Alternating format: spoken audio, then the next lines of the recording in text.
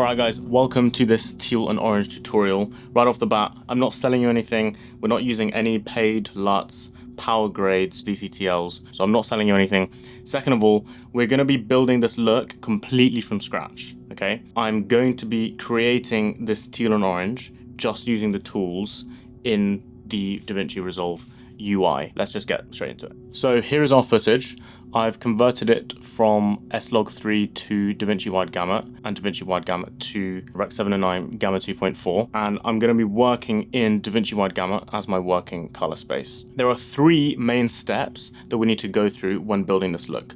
Number one is, first of all, balancing the shot. Are our skin tones, our white points, our black points where they should be or where we want them to be in terms of exposure? So balancing is exposure, contrast, because obviously this clip right now is looking very yellow. You can see in the waveform and the vector scope. We want to balance the shot first. Then we go into step two, which is actually building the teal and orange look. And then step three is adjusting the look afterwards. Once we introduce all of that color, we're going to want to kind of tidy up the look a little bit and clean it up in some areas and just polish it off. So let's get into the first step. So the first step is to balance the shot. So the first thing I'm noticing is that it's very yellow, and we can see her skin is kind of more on the yellow side. So first we're going to be using offset to kind of bring this whole image into a more balanced place. So I'm just using my offset wheel here, and I'm just going to be looking at her skin, and we're going to pull this away from yellow, introduce a bit more blue, and if I bring this, and I'm just using my offset, maybe a little bit too much magenta, and this is looking good. So before and after, before and after. So we've kind of just like cleaned up our image a little bit here, okay? And then I want to go into my lift gamma gain and start playing around with my exposure levels. So I'm gonna bring up, let me just zoom in a little bit. So I might bring up my lift, bring up my gamma, up on the gain, maybe down on the gamma. And I think this is about just playing around with your lift gamma gain and seeing where you want your skin, your black points to sit. So as you can see, this right now is almost crushed and it's looking quite kind of purple. So I'm going to take my lift and pull it away from purple, okay, from magenta. But now I've kind of, you can see what I've just done there. I've kind of desaturated,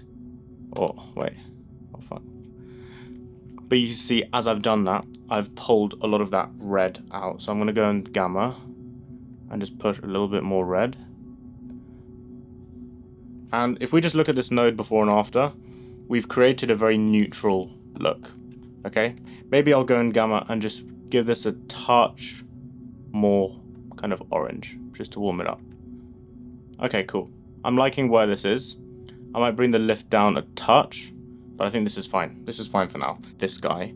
So we're going to press node, add node outside, and I'm going to create a little vignette around her, basically. We can go up on the gain, keep that where it is, next node, and then just bring everything down. Okay, and I'm thinking, actually, now that I'm looking at it, I think it's a little bit too green. So I want to give her skin a little bit more magenta.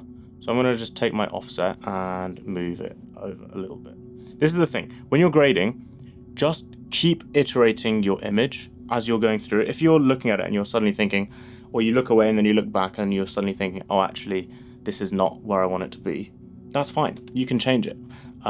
So this is what we've done with our windows. Very nice. Maybe we want to split the difference. So we can go into our key output and just reduce this a little bit so it's not as harsh. And now this is what we've done just in the balance. Okay, so now onto the actual look, and this is what you're going to need.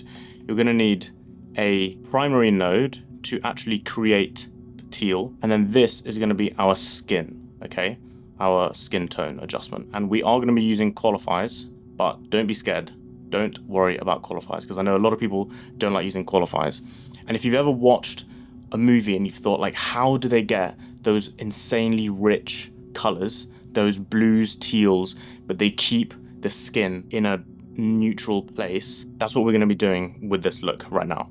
So this is the key, the chroma warp. Before we do this, just make sure you disable this layer node, because what a layer mixer does is, if I create a window here just around her, okay, and then I go to the top node and start doing something crazy, what a layer mixer is doing is basically it's going to ignore everything that you select or do on the bottom node. So like for example, in this case with this window, that's what we're doing here. Okay, so we're gonna come back to this, but first let's just disable this node and come back up here. Go into our chroma warp. We're gonna click something that is white, okay, and you can look at the vector scope. You can see this is already quite blue, which is good, and it's created a point here, and I'm just gonna click and drag, and I'm gonna start pulling down. Now, this is looking terrible, awful. What's happened to her skin? It's just completely gone. Okay, so obviously not what we want to have happen. So what we can do is, first of all, we can go in the chroma range and start playing around, and you can see what's happening to the actual chroma warp as I bring this down. It's basically affecting less hues. Okay, so as I bring this up, it's going to affect every color in the image, and as I pull it back, it's going to start to ignore these colors up here, which are our oranges. That's where our skin tone is sitting. Okay, so we can bring this to somewhere like here, and you may have noticed there's quite a lot of noise here. We're going to do some noise reduction later, so don't worry about that. Okay, I think this is a pretty good place to be. We can play around with the tonal range low. I'm going to pretty much max that out. We're going for a pretty extreme look here, and I'm liking where this is. Okay, all right, so this is looking good. Now we're going to come into our layer node. We're going to enable it, which basically means this top one is doing nothing now. And I'm going to go into the qualifier, click her skin, and we're going to press Shift H to highlight what we're actually selecting. And we're going to just try and get a clean selection of her skin. Don't worry about everything else that's being selected. That's fine, because if, like, this is the thing with qualifiers, if you have another thing in the image that is skin tone color and like the same luminance as your skin tone, it's going to be selected. Like, there's nothing you can do about that except for using a window. Okay, so, and that's what we're going to do. But don't worry if other things are being selected. People get really wound up about trying to just isolate the skin, but realistically, like you can see in this image, like her hair is a similar hue to her skin, which means it's going to be selected, and that's fine. Okay, and we can have a play around with the saturation and the luminance. So what I'm doing here is basically I'm just moving it around and seeing when am I going to be kind of cutting off her skin. So this would be too much, for example, but I think that's fine. I'm going to leave, this is all good because those parts are quite dark anyway. So we're going to leave that as is, and I might bring up this lower end and just keep adjusting. Okay, and then to clean up all of this kind of gunk down here, we're going to use these tools. So I'm going to go and clean white, pull this back. We can add a little bit of blur, not too much, but a tiny bit can definitely help. And I'm going to go into my denoise, bring that up quite a bit, and clean black. And then what I'm going to do is I'm going to create a window just around her face, more or less, and her skin. I've just created this little shape, and we can track forward and reverse throughout the entire clip, and that's going to make sure everything is grabbed for the entirety of the shot. So you can see it's tracking her hand really well, and we're just going to leave this as it is. So we've tracked her hand and her face forward and backwards throughout the entire clip. There we go. And now what I'm going to do is I'm going to remove the highlight. We're going to go into our other node, and look what's happening. It's basically removing the effect that we did in this node entirely. Now, this kind of blue, this is not very natural looking, okay? So what we're going to do is go into our key output and bring this down by about to around 60%. Okay, and if I just go on and off, can you see what this is doing? It's just tidying up this look around her skin a little bit.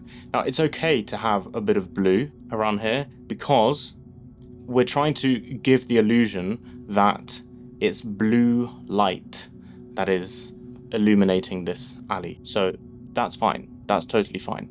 And maybe we can come back in here and go to our chroma range, and even if we bring it up, can you see how her skin is not being affected as much? If I go back in here and I whack this up, we're creating quite an extreme look now, but I don't want it to be that crazy, so I'm going to bring this back. And I think this is looking pretty good. If I take everything off, this is what we've done so far, okay? So this is looking really nice. If I want to make her skin pop a little bit more, I can just go into Gamma and just give her a little bit more orange. So obviously that's way too much, but just a touch, a little bit more. I do before and after. Look what we're doing. This is so much more believable.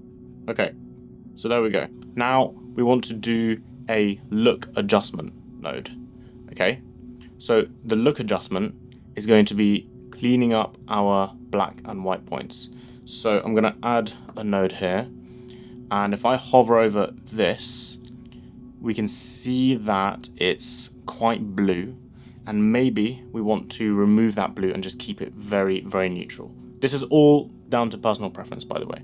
And again, like I said, we're going to be doing noise reduction later, so don't worry about all of this stuff. And I'm going to go to my log wheels. If I play around with the shadows, you can see what I'm doing to the image. Okay, and I'm going to take the shadows and I'm just going to add red. Okay, I'm going to keep an eye on this. Okay, let's just go on and off. We've added a little bit of green as well, so I'm going to actually redo that, and I'm just going to add red here. Let's go before and after. It's very, very subtle, but look at all of this red that we've just brought in over here, and this is now looking way more neutral. And if you wanted to refine this even more, you could go into your HDR wheels.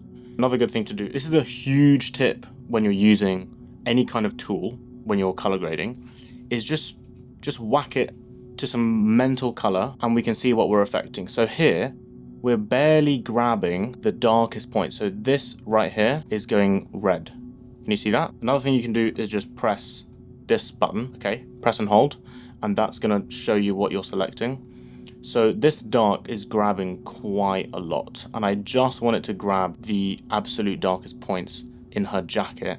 So what I'm going to do is I'm going to click this button, I'm going to click on dark, and I'm going to grab this and I'm just going to start pulling it. And now you can see that we're not grabbing this aspect of the luminance range, and I can increase the fall off a little bit. Now if I come back out of here, click on here, and I move my dark around, I'm now affecting a slightly smaller range of hues.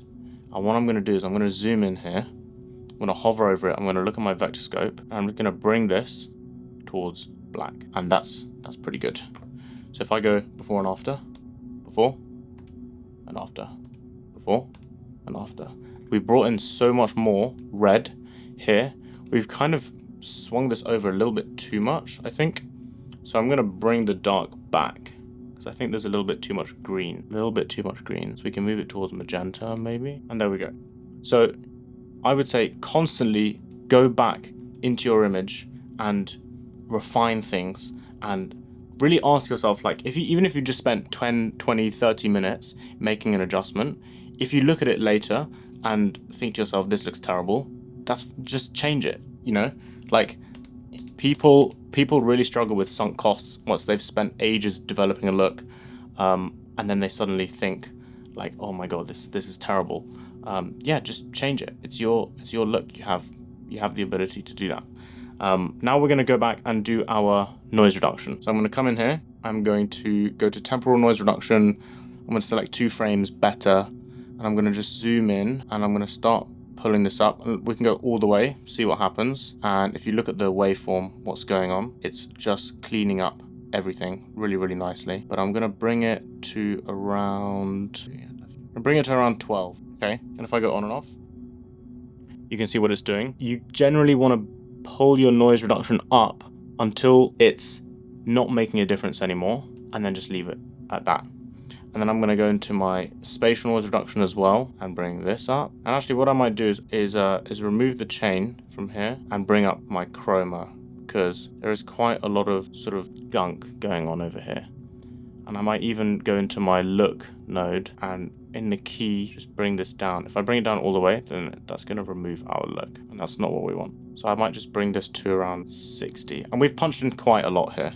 Okay, so when we come out, you're not gonna notice it. Okay.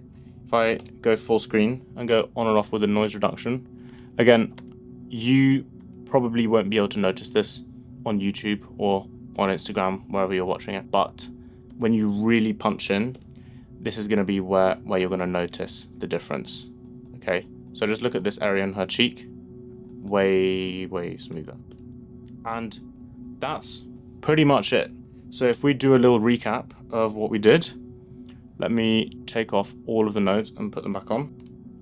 So we started with this very kind of yellowy orange image, and we've created this incredible split tone, not necessarily between highlights and shadows, where traditionally you will bring your highlights to orange and your shadows to blue. What we've done is actually moved our highlights and our white point to teal. We've kept our midtones quite warm, and then we've kept our shadows quite neutral as well, but with a bit of coolness, a bit of blue and a bit of green in them. So this is a split tone that's very appealing, and it's quite difficult to achieve because you have to really play around with that chroma warp tool.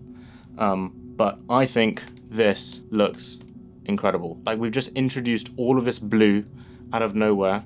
We've given this area so much more punch, and if you really wanted to, you could come in here and start playing around with your hue versus sat curves, and I could give the red a bit more punch here. I can come into my color slice and increase the color density. So if I go on and off like that, it took me 10 seconds and we've just given this so much more punch. I think we're gonna leave that as it is. I'm quite happy. You can add grain, you can add halation, you can add glow.